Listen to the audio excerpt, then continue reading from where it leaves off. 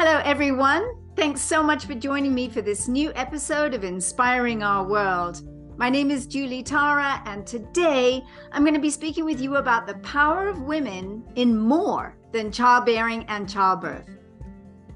One primary physiological ability stands out between men and women. Women give birth. Labor and childbirth are universally considered the toughest and possibly most painful workout a body can undergo.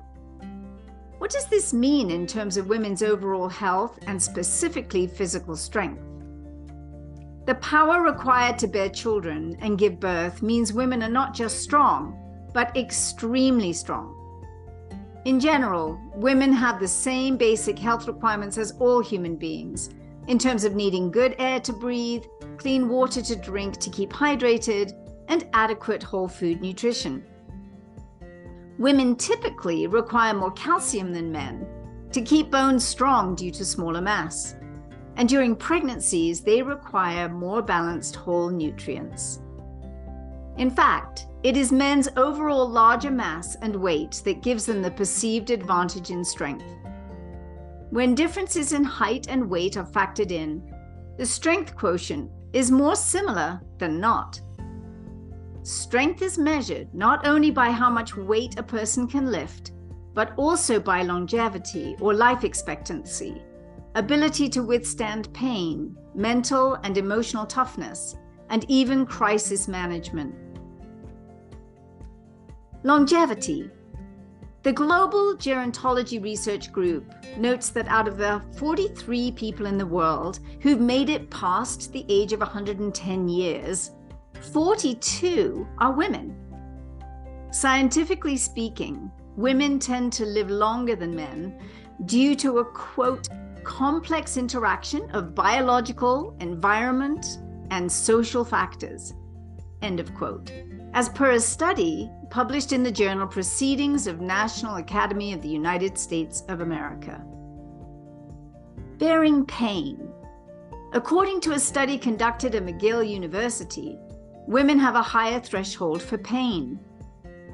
Can that be why nature gave women the physique and responsibility for labor and childbirth? Mental strength.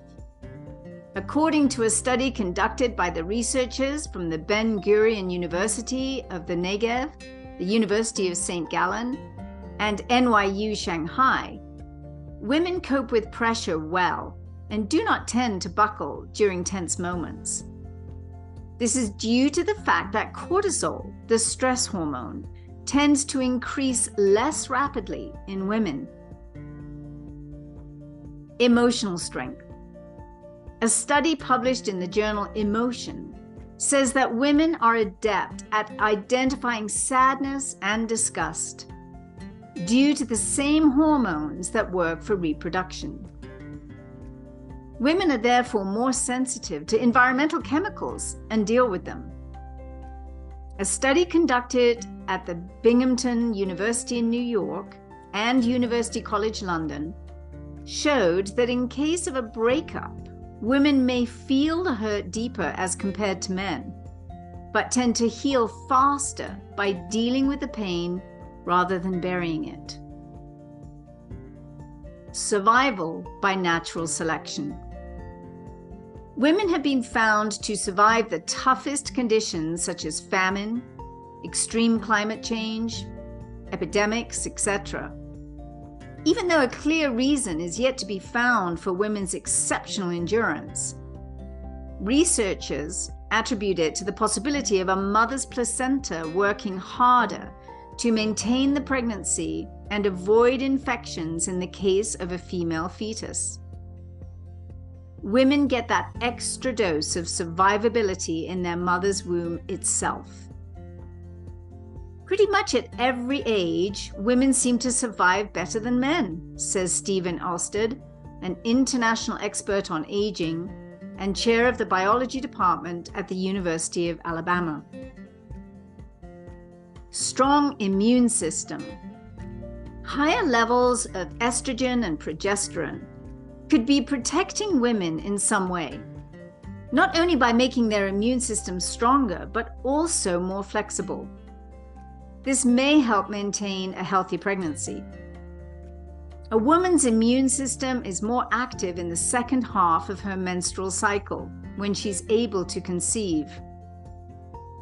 Even when it comes to everyday coughs and colds, women have the advantage. If you look across all the different types of infections, women have a more robust immune response, says Catherine Sandberg, director of the Center for the Study of Sex Differences in Health, Aging, and Disease at Georgetown University. She states, if there's a really bad infection, women survive better. If it's about the duration of the infection, women will respond faster. High cognitive skills. According to a study conducted at the Washington University School of Medicine, women can maintain their cognitive skills and retain their memories for longer periods of time, as men's brains tend to diminish faster with age. Although men have been proven to have a higher brain volume, women have thicker cortices, the area of the brain that is linked to improved performance on intelligence tests. Women therefore outperform men on IQ tests. So what could it have been in our evolutionary past that gave the female body a little more robustness? Why would women have developed a survival edge? The human body, both male and female, adapted over millennia to their changing environments. Studies of hunter-gatherer societies provide a few clues. Many anthropologists studying tribal communities in Africa, South America, Asia, and Australia believe early humans lived fairly equal lives, sharing responsibility for food, shelter, and raising children. The evidence shows that women would have done at least the same physical work as men, but with the added burden of bearing children. In evolutionary terms, these were the circumstances under which our bodies were shaped. Through a large part of early human history, humans migrated through Africa to the rest of the world.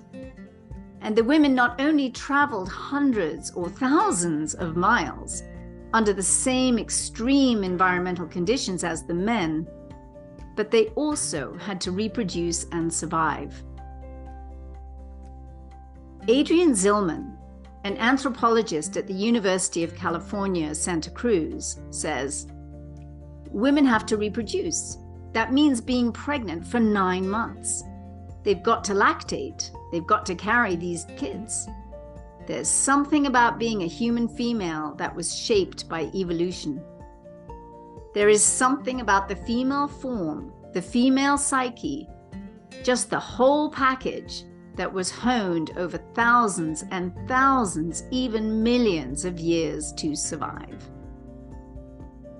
Where superheroes traditionally have been depicted as men in the Western world, Superman, Batman, Ant-Man, The Flash, etc., we now have, among many others, Katniss, Black Widow, Xena, Warrior Princess, Shuri, Princess of Wakanda, and a revival of Mulan, who goes back millennia into Chinese folklore to more accurately reflect the power of women.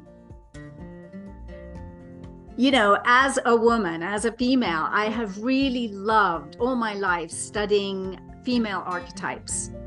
There's a book called The Goddesses in Every Woman by Jean Shinoda Boleyn, and I found that book to be so helpful for me, not only in discovering the attributes and talents and strengths that I had innately, but also to understand when two archetypes within the self might conflict.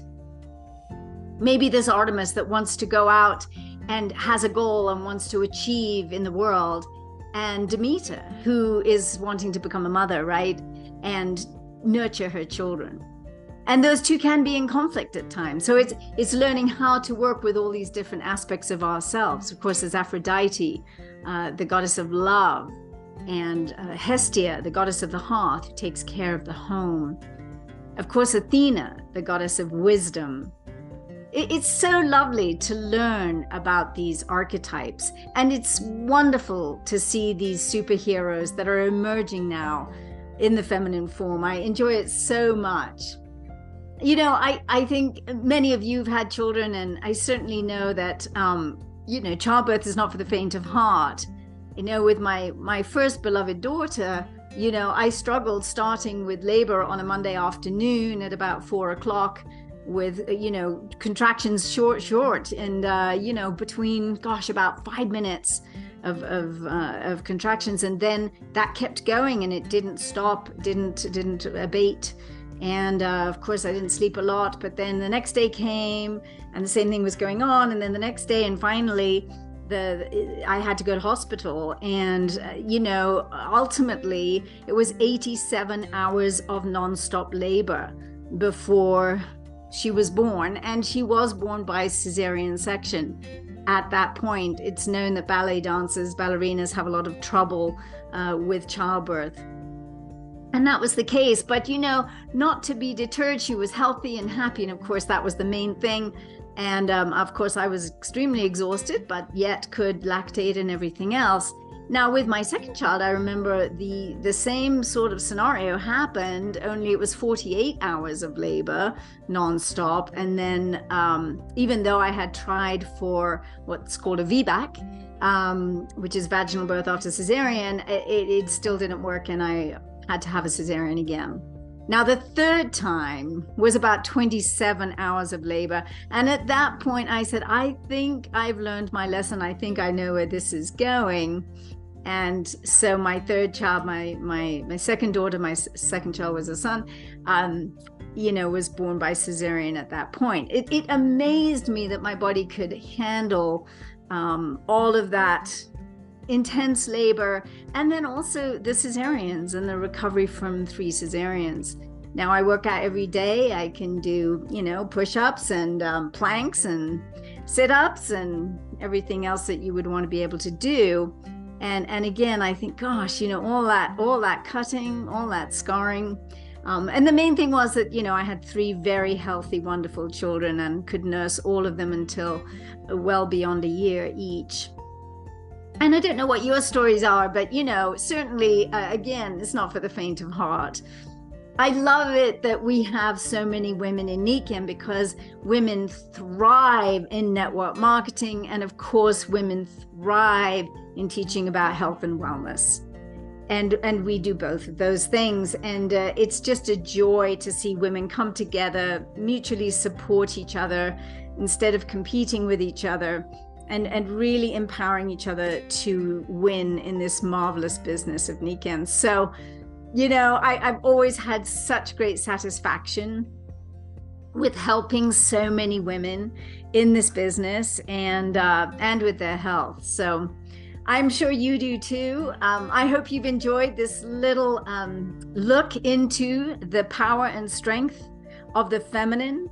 And I wish you a great week. Make sure to please follow this podcast, whether you're on Spotify, Google, Apple Podcasts. Of course, we put these onto our NICAN YouTube channel, NICAN International. Please do subscribe to that and hit the notification bell so that you get notified when we upload new videos. And I will chat with you next week. Have a fabulous week, everyone. Bye for now.